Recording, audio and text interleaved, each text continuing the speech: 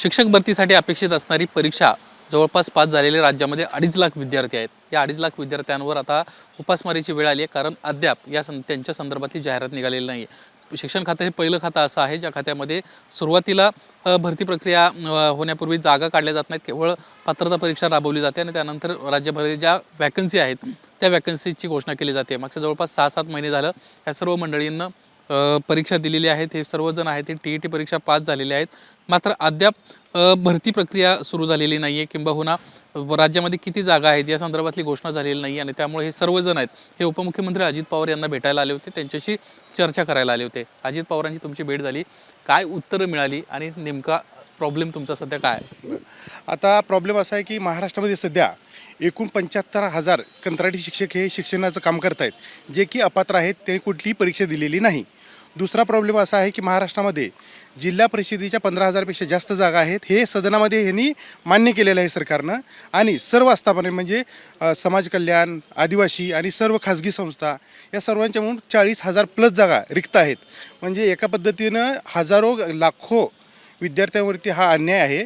आणि दुसऱ्या बाजूला आम्ही गुणवत्ताधारक शिक्षक जे TET, टेट ज्या UPSC लेवलच्या परीक्षा आहेत त्या देऊन त्या पास करून आमची गुणवत्ता सिद्ध करून गेल्या 6 महिन्यापासून आम्ही नोकरीची वाट पाहतोय. मे महिन्यात आमची परीक्षा झाली, ऑगस्ट महिन्यात निकाल लागला आणि हा डिसेंबर संपत आला आहे, तरी अजून पवित्र पोर्टलचं रजिस्ट्रेशन सुरू झालेलं नाही आणि कोणतीही कारवाई झालेली नाही. आत्ताच दादांची भेट घेतली. दादाची भेट घेतल्यानंतर दादांनी याबाबत सकारात्मक बोललेत आणि मी मुख्यमंत्र्यांशी याबाबत चर्चा करतो असं सांगितलं आहे.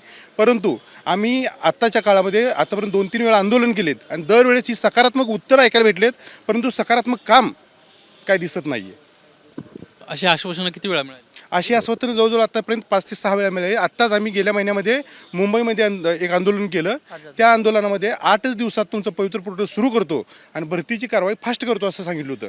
परंतु त्या गोष्टीला 1 महिना उलटून गेला, आजही काही कारवाई झालेली नाही. लाखो अभियोगताधारक सरकारकडे आशेच्या नजरेने पाहत आहेत.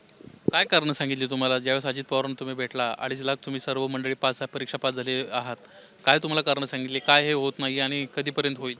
टेक्निकल कारण सांगतात. फक्त एकच उत्तर आहे यांच्याकडे, टेक्निकल अडचणी आहेत, त्या अडचणी दूर झाल्या की आम्ही भरती सुरू करतो.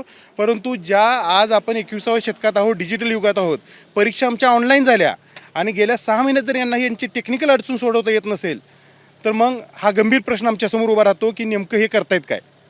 आता काय करता तुम्ही? आता सध्या आम्ही प्रत्येकजण वेगवेगळ्या ठिकाणी काम करतोय. मी स्वतः चहाचा गाडा चालवतो इथं नागपुरामध्ये आणि अभियोगताधारक आहे स्वतः. आता या गोष्टी आम्ही किती दिवस सहन करायच्या आणि काय करायचं? DED होऊन किती वर्ष झाली? DED होऊन जवळजवळ 7 वर्ष झाली. आता माझी 7 वर्ष काय करत होता? गेल्या 7 वर्षामध्ये अनेक आस्थापनांमध्ये मी काम केलं.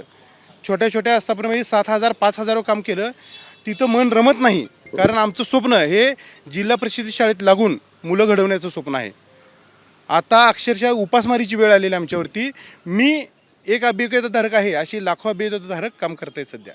दादा तू कधी DED झाला आणि काय करतो सध्या? माझं 2014मध्ये DED झालं सर. तोपर्यंत स्पर्धा परीक्षेचा अभ्यास करत होतो. या शिक्षक भरतीमुळे एक आशेचा किरण निर्माण झाला होता. 2022ची भरती आणि 2026पर्यंत लांबवली. आता 2026ची भरती कधीपर्यंत लांबवतात हे काही कळायचा मार्ग राहिला नाही दादा. म्हणजे मागचे 10 वर्ष झालं तो परीक्षा देऊन पास झालेला आहे, मात्र अद्याप निर्णय. माझं 2 वेळा TET पास आहे, CTET पास आहे मी. अभियोग्यतेला पण चांगले मार्क आहे, पण सरकारकडून कोणतीच प्रक्रिया चालू होत नाही अजून तर. आता काय करतो दादा तू? माझं छोटंसं CSC केंद्र आहे. आपण काय करता? मी तुषार देशमुख. सद्यस्थितीत या मुलांचं नेतृत्वासहित मी स्वतः MSc BEd आहे. तर सध्या आपण बघितलं आहे 28-29 ऑक्टोबर रोजी ह्याच मागण्यांसाठी आपण मुंबईच्या आझाद मैदानावरती आंदोलन केलं होतं आणि ह्या 2 प्रमुख मागण्या आमच्या भविष्यासह महाराष्ट्रातील तमाम विद्यार्थ्यांच्या शाळा हक्काच्या अबाधित राहिल्या पाहिजे यासाठी केलं होतं. परंतु हे सरकार ह्या शाळा उद्योगपतींच्या घशात घालण्याची दलाली करते आणि दुसरीकडे सगळ्यात मोठं खेदानं म्हणावं असं वाटतंय, इंग्रजीच्या हट्टापायी मराठी शाळा बंद करून मराठी शाळा जर नाही राहिल्या तर उद्या मराठी शाळा फक्त मराठी भाषा ही पुस्तकातच उरेल. म्हणून या शाळांची शिक्षक भरती करण्यात यावी, या शाळांमध्ये पायाभूत सुविधा उभारण्यात याव्यात आणि मराठी अस्मिता जोपासण्यात यावी, नाहीतर येणाऱ्या काळात हे सरकारला नक्कीच मागात पडेल. आपण पाहतो ही सर्व मंडळी आहेत, कोणी चहाचा गाडा चालवतंय, कोणी CSC केंद्र चालवतंय. दादा तुम्ही काय करता आणि तुम्ही कुठून आलाय आणि काय सध्या घरची परिस्थिती आहे? माझी परिस्थिती आईवडील नाहीत मला. मी 2011मध्ये पास झालेलो, पासआउट आहोत. CTET दिली. आज 15 वर्ष होत आहेत सर. मला माझं एज बार होणार आहे. तर मला आता एक्झाम दिल्या 3 महिने ओलांडून गेल्यानंतर पण हे पुढची प्रोसेस करत नाही आहेत. तर आम्हाला आता आंदोलन करल्याशिवाय आम्ही त्याच्याशिवाय आम्हाला काही पर्यायच नाही होणार. किती वेळा परीक्षा पास झाली? सर आता आम्ही एकच वेळा पहिली परीक्षा आहे माझी आता. दादा तू किती वेळा परीक्षा पास झाला? ही माझी तिसरी परीक्षा आहे. 2017, 2022 आणि 2025 अशा प्रत्येक भरतीमध्ये मी पार्टिसिपेट करतोय आणि प्रत्येक भरतीमध्ये सरकारच्या चुकीच्या धोरणामुळं मी 1 किंवा 2 मार्कांना माझं मेरिट राहिलेलं आहे. साधारण किती फॉर्मसाठी किती पैसे लागतात आणि किती पैसा गोळा होत असेल या सगळ्या प्रक्रियेमधून? आता बघा, प्रत्येक हा फॉर्म हे कमीत कमी 900 रुपये आणि जास्तीत जास्त 1200 रुपयेपर्यंत यांची फी असते. आत्ता झालेल्या TETमध्ये 50 कोटी रुपयेचा निधी यांना जमा झाला आहे. यांचा निधी 50 कोटीचा जो जमा होतोय तो निधी आम्ही कष्टानं रुपया गोळा करून फॉर्म भरतो आणि हे 6 महिने उलटून सुद्धा आम्हाला नोकरी देत नाहीत. ही खेदाची गोष्ट आहे. दादा तुम्ही काय करा? मी डी एड आणि बी एड धारक आहे. गेल्या माझं 12 वर्षापूर्वी बी एड झालेलं आहे. सध्या शेती करतो आहे आणि एका खाजगी शाळेत काम करतो आहे की कारण आपण टचमध्ये राहावं. बरं, आपण एवढा मोठा हे करून सुद्धा शासन काय करतं, गेल्या 12 वर्षामध्ये कुठली शिक्षकाची भरती नाही. आज जवळपास राज्यामध्ये जवळपास हजारोमध्ये 40 ते 45 हजार शिक्षकांच्या जागा रिक्त आहेत. तरी पण शासन हे काय करतं, आता मी 3 वेळेस परीक्षा दिली टेटची. दरवेळेस असंच होतं की 1 किंवा 2. आता मागच्या भरतीमध्ये आम्ही काही ठिकाणी सिलेक्शन होऊन सुद्धा आम्हाला यांनी काही संस्था चालकांच्या एका स्वभावामुळे आम्हाला पेंडिंग राहावं लागलं आहे. तसंच कशी परिस्थिती? घरची परिस्थिती, आज आई एक्सपायर झालेली आहे, वडील बी आहेत आणि अपंग भाऊ आहे माझ्या पाठीमागं. ती सगळी जिम्मेदारी करावं लागते म्हणून शेतीत काम करून खाजगी शाळेत 5,000 काम करावं लागतं महिनाभर आणि पुन्हा परत शेतीत बी सगळं काम करावं लागतं आणि बायकोला सुद्धा तिथं बाहेर खुरपायला पाठवावं लागतं आहे शेतीमध्ये. ही योग्यता चाचणी पास झाली म्हणजे CET पास झालेली सर्व मंडळी आहेत आणि 3 वेळा परीक्षा पास झाल्यात. 2017, 2022, आता 2024 अशा पद्धतीची सध्याची परिस्थिती आहे.